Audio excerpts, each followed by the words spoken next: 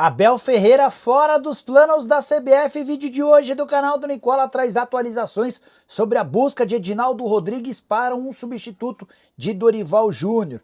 Preciso te atualizar também sobre um déficit recorde do São Paulo em toda a sua história. Já o Flamengo está de olho em Andréas Pereira, que já passou pelo próprio Fla. Conto também que o Corinthians tem de longe a maior média de público na atual temporada. Para completar, uma empresa cobrando dinheiro do Palmeiras, o Botafogo impedido de registrar atletas pela FIFA, Lucas Paquetá e seu julgamento na Inglaterra, tem as últimas do mercado, bastidores, finanças e muito mais.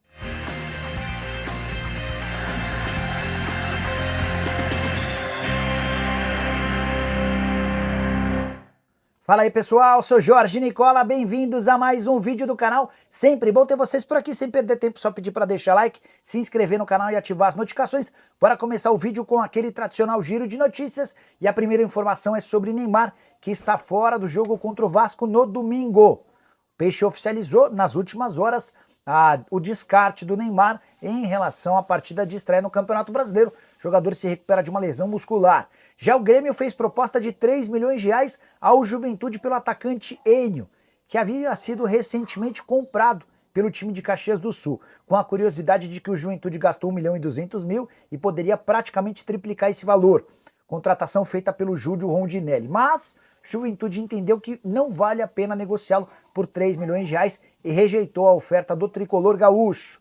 Por falar no Sul, quero contar que o Internacional zerou sua dívida com o Cruzeiro pelo Wesley e também renegociou um parcelamento com o Palmeiras pelo Bruno Tabata. Resta agora que o Colorado se acerte com o Flamengo pelo Thiago Maia. A dívida com o Fla é de 700 mil euros. Para completar o giro de notícias, contar que o Curitiba anunciou a contratação do volante Alisson, ex-Atlético, que chega por empréstimo até o fim da temporada.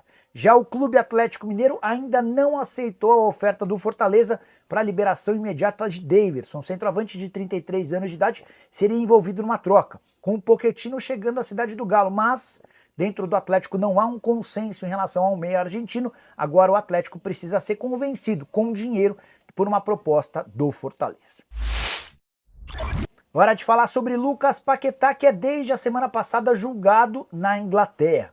Existe a possibilidade dele ser banido do futebol, ou seja, nunca mais atuar profissionalmente. Essa é a pedida da Federação Inglesa durante o julgamento.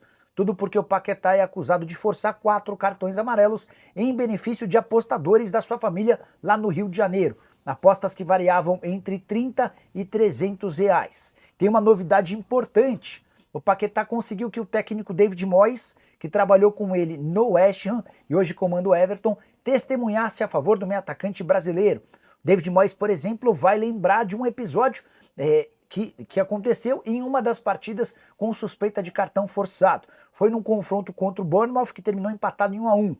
David Moyes vai depor e falar que o Paquetá havia pedido para não participar desse jogo, porque ele tinha negociações avançadas com o Manchester City. Acontece que o Moyes foi até o quarto do Paquetá e pediu para que ele fosse escalado, porque seria importante para o time. Paquetá, bem próximo da hora do jogo, acabou entrando em campo e isso faz o Moyes entender de que não houve nem tempo para que ele combinasse qualquer tipo de situação com seus familiares. Só para completar, é importante lembrar que o Paquetá, se punido na Inglaterra, deve cumprir essa punição por todo o planeta, ou seja, se ele for banido por lá, não vai poder jogar no Flamengo, na China, nem em qualquer outro canto do mundo. Hora de falar sobre o Botafogo, que está temporariamente impedido de registrar novos atletas, punição imposta pela FIFA nessa semana por causa de uma dívida botafoguense com o Guarani do Paraguai. A dívida é de 2.600.000 pela compra de Segovinha. Cansado de não receber a grana, o Guarani do Paraguai foi até a FIFA e conseguiu a condenação do Botafogo, que assegura que fez o pagamento nessa quarta-feira. Até por isso, é natural que depois que as burocracias forem cumpridas, o Botafogo seja retirado da lista de clubes punidos com o fair play financeiro, ou melhor, com o transfer ban. Esse transfer ban impede, por exemplo, que o Botafogo registre atletas, momento delicado da temporada, com a permissão de janela por aqui. Se essa punição seguir valendo, o Botafogo não vai poder registrar eventuais reforços. Só é importante lembrar que, apesar de ser uma SAF das mais ricas e que mais investem, o Botafogo de John Textor tem atrasado pagamentos para muita gente. São vários os empresários brasileiros e do exterior que reclamam da falta de pagamento. Botafogo que também andou atrasando alguns vencimentos, especialmente com luvas para atletas e com compras de jogadores de outros clubes. Hora de falar sobre o Palmeiras, que está sendo cobrado na justiça por uma empresa chamada Onverso. E essa pendência tem a ver com um acordo recentemente anunciado. Nessa quarta-feira, o Verdão, com pompa e circunstância, anunciou patrocínio com o grupo Fictor, que vai estampar sua marca nas costas da camisa do time masculino e feminino a um custo de 25 milhões de reais por ano, fixos, além de outros 5 milhões de reais em bônus.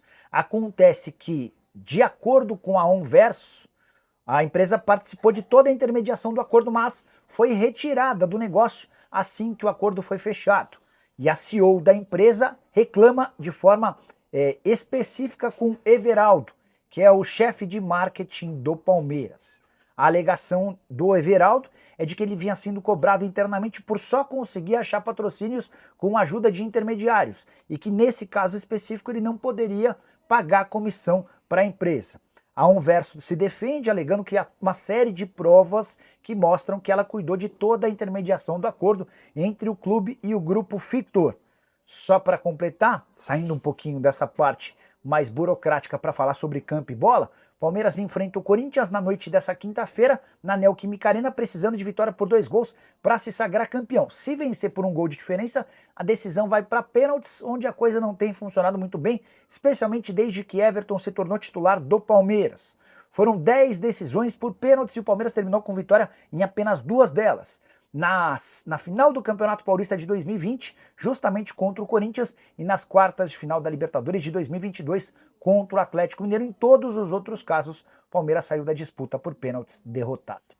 Hora de falar sobre o Corinthians, que tem de longe a maior média de público entre clubes brasileiros no futebol de 2025. O Timão tem até aqui 44 mil torcedores por partida nos seus 10 jogos em casa, ou seja, 440 mil pessoas na Neoquímica Arena. O jogo dessa quinta-feira vai até aumentar essa média, porque todos os ingressos à disposição foram negociados. O que mais chama atenção é que o Corinthians está bastante distante do segundo colocado, o Cruzeiro, com média de público de 30.797 torcedores em 5 jogos como mandante. O Flamengo é o terceiro com 30.044 torcedores, o Palmeiras o quarto com 29 mil, o Grêmio é o quinto com 28.900, São Paulo é o sexto, 28.700, o Bahia é o sétimo com 28.600.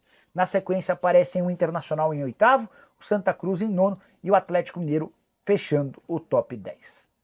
Bora falar agora sobre o Flamengo, de olho mais uma vez em Andréas Pereira. Informação da tarde dessa quinta-feira dá conta de que o rubro-negro, buscando um meia para disputar a posição com o Arrascaeta, vê no Andréas Pereira alguém de boa oportunidade. Meio-campista de 29 anos que passou pelo Fla entre 2021 e 2022 na oportunidade, 53 jogos, 6 gols e 3 assistências. Ele ficou muito marcado por uma falha na final da Libertadores que garantiu o título ao Palmeiras. Até por isso não foi comprado junto ao Manchester United em uma operação de 10 milhões de euros. O Fulham, muito esperto, fez a compra e transformou o Andréas Pereira em titular absoluto. Agora que o Flamengo vendeu o Alcaraz para o Everton, numa operação de mais ou menos 110 milhões de reais, a ideia é utilizar parte dessa grana para fechar a compra em definitivo do Andrés, que pertence ao Fulham e tem contrato até junho de 2026.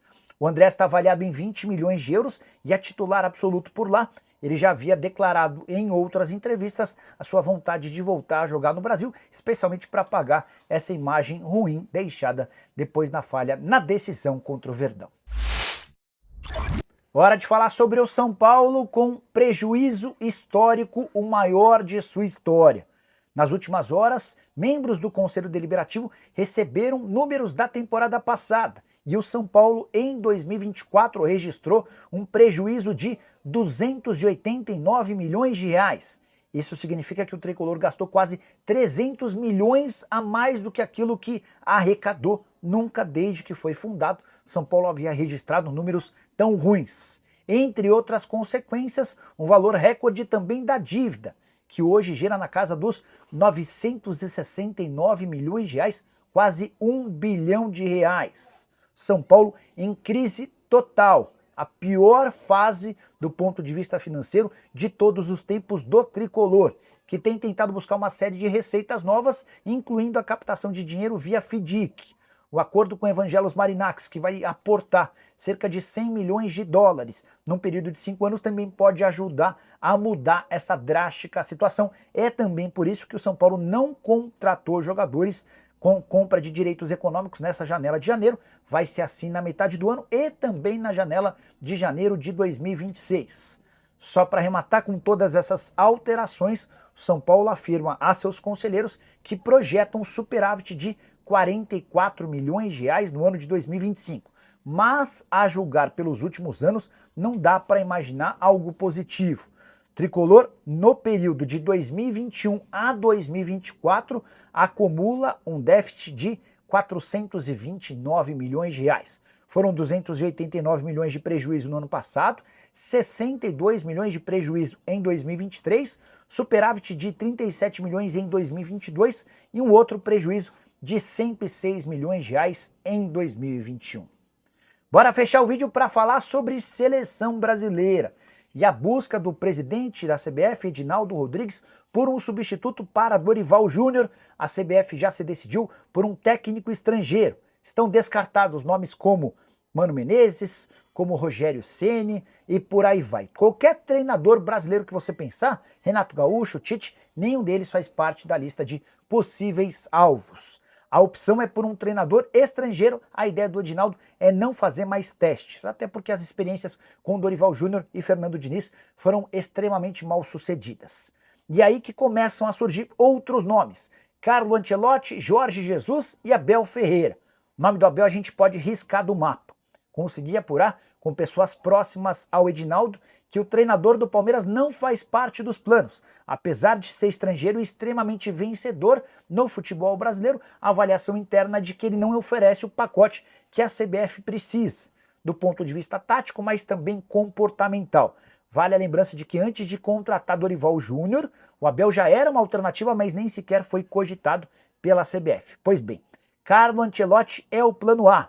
O técnico italiano do Real Madrid foi consultado nas últimas horas e acenou com um sim, mas ele disse que não pode assinar um pré-contrato e que o Brasil precisaria esperar até o fim do Super Mundial de Clubes, que acaba em julho. Com um detalhe importante: sem a garantia de que em julho ele toparia se mudar para a seleção brasileira. E é isso que faz com que Jorge Jesus vá ganhando chances, especialmente porque o técnico português do Al Hilal adoraria trabalhar na seleção e já deixou claro que abre mão da disputa do Super Mundial de Clubes pelo time saudita para comandar o Brasil na data FIFA do mês de junho, quando o Brasil enfrenta fora de casa o Equador e dentro de casa a seleção paraguaia. A insistência vai ser no Ancelotti, mas se o técnico italiano não der garantias de que será o treinador brasileiro na metade do ano, pode acabar sobrando para Jorge Jesus, que tenta melhorar a sua situação com o jogador Neymar. Venho contando para vocês nos últimos dias sobre uma treta pesada que existiu entre o Neymar e o JJ antes da vinda do craque pro futebol brasileiro. Neymar, na frente de outros atletas, chamou o Jorge Jesus de traíra e disse ou lembrou ao JJ de que o mundo daria voltas e que o sonho do Jorge Jesus de treinar a seleção brasileira poderia ser impedido exatamente por conta de uma restrição imposta pelo Neymar. Aguardemos cenas dos próximos capítulos, prometo ficar de olho para contar qualquer novidade para vocês. Combinado? A partir das 7 tem live do Nicola para responder as perguntas. Não esquece, abraço, deixa like, se inscreve no canal, tchau!